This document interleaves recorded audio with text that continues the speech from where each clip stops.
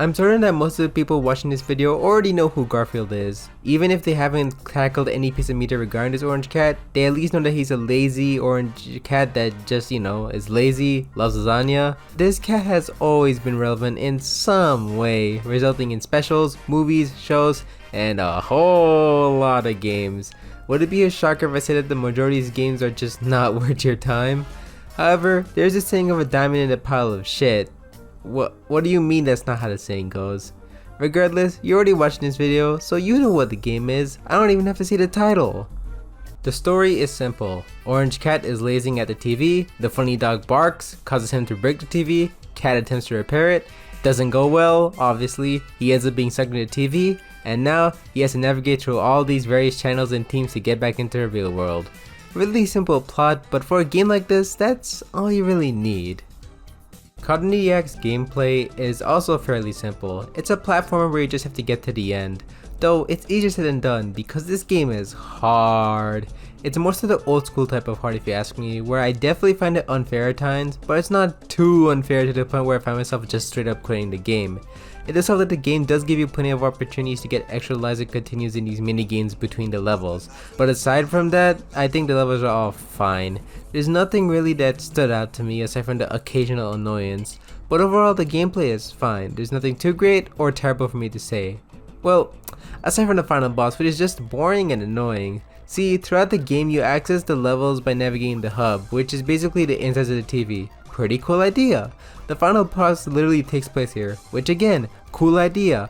The problem is this boss consists of pushing these mirrors and waiting around for these fast projectiles to hit them, damaging the boss. I've certainly seen worse bosses, but this one isn't very good either way. At least it doesn't ruin the entire game for me. If you're watching the footage I'm putting right in front of you, then you probably already took notice of how good the game looks. It really feels like the comic strip is coming right to life before your eyes.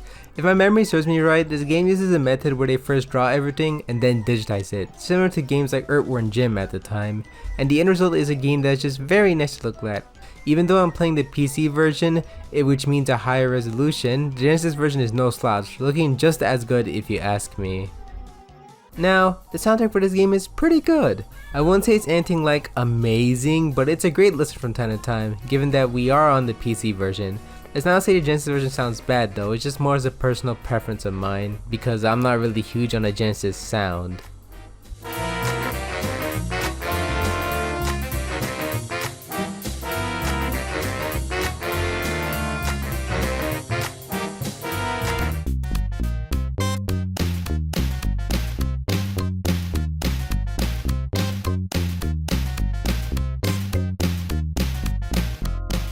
While this video is mainly about the PC version of this game, I do briefly want to talk about the lost levels.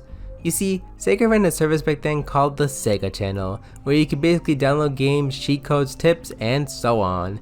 And it was all from a little antenna accessory that came from the satellite, I think.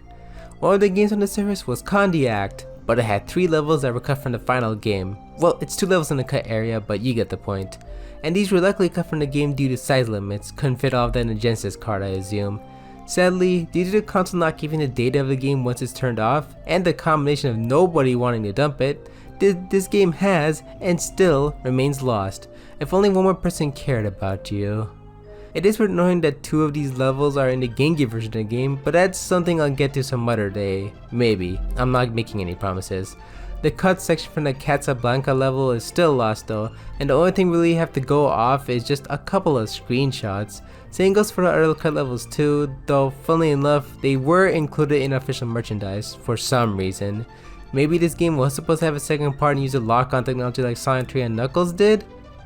Either way, the answer is unknown, and it doesn't seem we'll get it anytime soon.